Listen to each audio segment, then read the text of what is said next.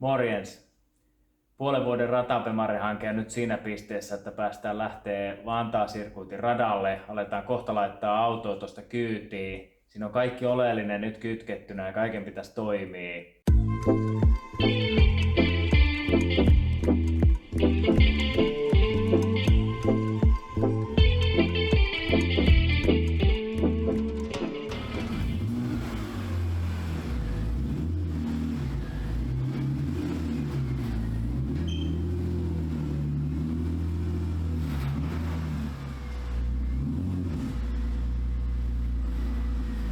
Auto on siinä nyt pakattuna. Lähdetään kohti Vantaa-sirkuittia.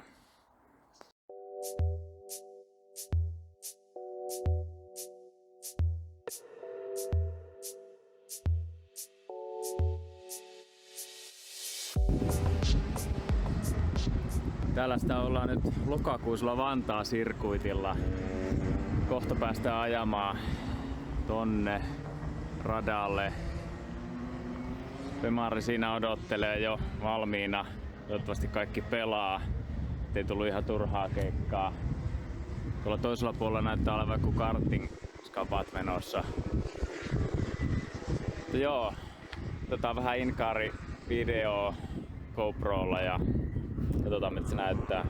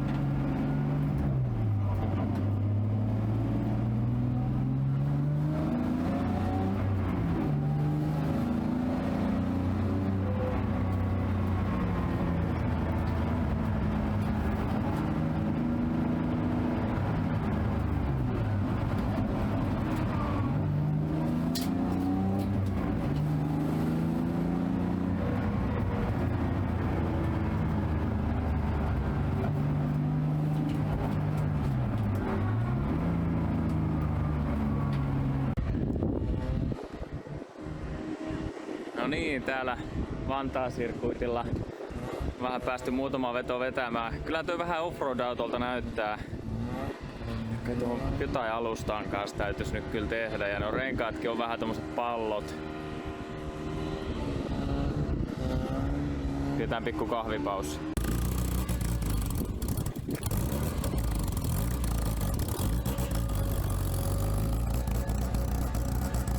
No niin, eiköhän lähetä perään.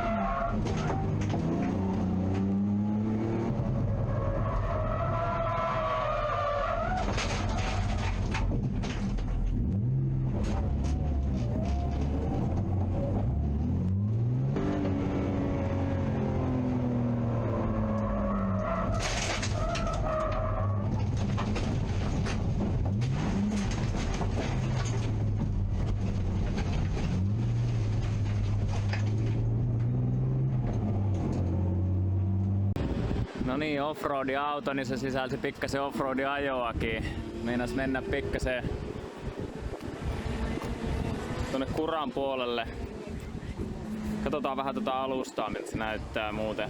No joo, tässä pystyy vähän tutkimaan etupäätä. En tiedä mikä siinä on, kun tietyssä kovassa mutkassa kun tulee kaarteessa, niin se lähtee ottamaan niin kuin, varsinkin oikealle päin kaartaessa se ottaa semmoisen tutinan päälle, joka tuntuu ratissa ja loppuu ainoastaan silloin kun oikaisee. Ja joo, no mut se ei ole syynä siihen, minkä takia tää vähän käytiin tuolla Kuran puolella offroad-auto, niin pakkohan se oli.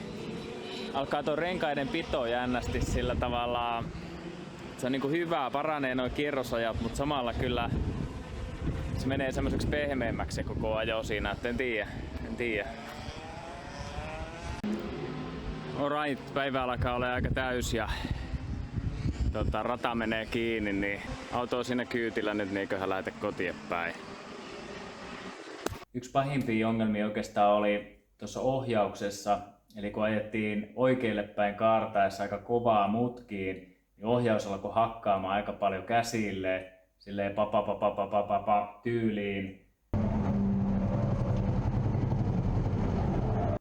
Rytkyttämään sitä rattia, ja se näkyy noissa videoissakin aika selkeästi. Mä en siinä paikan päällä oikein keksinyt, mä ajoin sen auton hetkellisesti siihen ajosiltojen päälle ja yritin sitä sorkkaraudan kanssa vähän katsoa sitä puslia ja sun muuta, että onko siellä mitään todella selkeää ongelmaa löydettävissä, että onko siellä joku irti, mutta en heti löytänyt kyllä mitään syytä siihen. Eli vaihtoehtona voi tietenkin olla, että voisiko siinä olla toi DSC jotenkin mukana, että se jotakin tekisi sille. Tai sitten siellä on ne puslat, mitä mä en ole ehtinyt vielä vaihtaa tuonne etupäähän, niin ne on sitten ihan loppu. Ehkä raidetanko ohjaustehostimeen, en tiedä, täytyy tutkia se asia. Autohan näyttää vähän jotenkin oudolta, siinä on varmaan 20 senttiä maavaraa. Nämä tuli ehdottomasti liian isot nämä renkaat, mitä mä tähän sain sieltä liikkeestä. Siellä kyllä sanottiin, että nämä on Bemari alkuperäiskoko, mitä ne ei kyllä varmasti ole.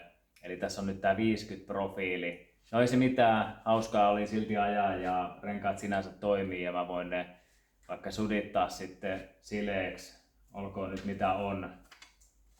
Ensi kerralla hankitaan totta kai edelleenkin katurenkaat, ei lähdetä millään slikseillä ajamaan kuitenkaan vielä.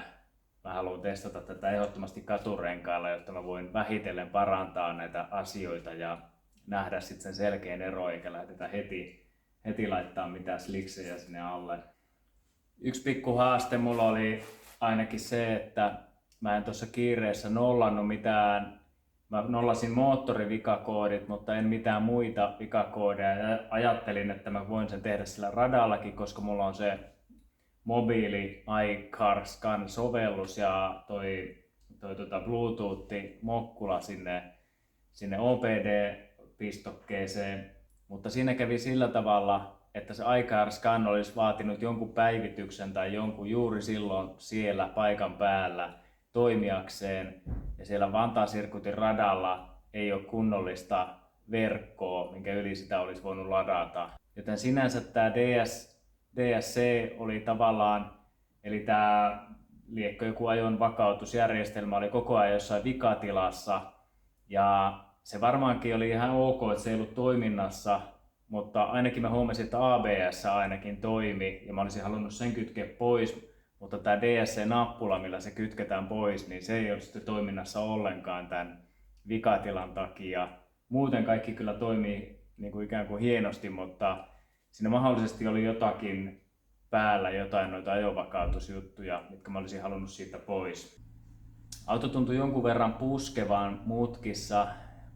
Moni tuolla kirjoittelee, että se on tietynlainen ominaisuus näissä autoissa, se kuuluu vähän asiaan ja se pitää opetella ajamaan tietyllä tapaa. Siihen voitaisiin totta kai ehkä vaikuttaa vähän noilla aurauskulmilla. Katsotaan mitä sen kanssa tehdään. Mä uskon, että tuohon puskemiseen oltaisiin saatu parannusta myös ehkä tällä kamperisäädöillä, jos oltaisiin saatu paremmat kamperit tuonne eteen. Eli nyt mitä sinne jäikään, jotain alle 1 asteen kamperi, tai maksimissaan se 1, edes muista mitä se tarkkaan, että tuli sitten. Eli siihen täytyisi saada joku fiksaus, miten saadaan vähän enemmän sitä negatiivista kamperia. Vilkaistaan myös noin renkaiden kuluminen, että näkeekö niistä jo jotakin. Voisi kuvitella, että renkaat kuluu vähän ulkosyrjästä enemmän, nuo eturenkaat, johtuen siitä, että sitä kamperia ei ole tarpeeksi siellä. Noista etupyöristä ei nyt välttämättä nähnyt ihan selkeää eroa, mutta takana siis tämä oikean puolen ulkosyrjä. Tässä on ihan hyvin niin kuin tuntuu tämä kuvio vielä, mutta sitten vasemmanpuolemmainen rengas on jo tästä reunasta melkein tuo kuvio kulunut pois. Eli tästä voisi päätellä, kun Vantaan sirkuitti on semmoinen oikealle päin ajettava rata ja kaikista kovimmat mutkat siellä ajetaan aina oikealle päin. Ja sitten, että jos tämä vasemmanpuolemmainen rengas kuluu täältä ulkosyrjästä aika paljon enemmän kuin tavallaan tuolta keskeltä tai sisältä, niin voisi kuvitella, että semmoinen kamperin lisäys olisi tässä kyllä paikallaan. No se siitä tällä kertaa. Varmaan ensimmäisenä mä alan selvittää etupään hakkaamista. Se oli ehkä se vakavin ongelma, joten mennään siihen tuossa seuraavassa videossa.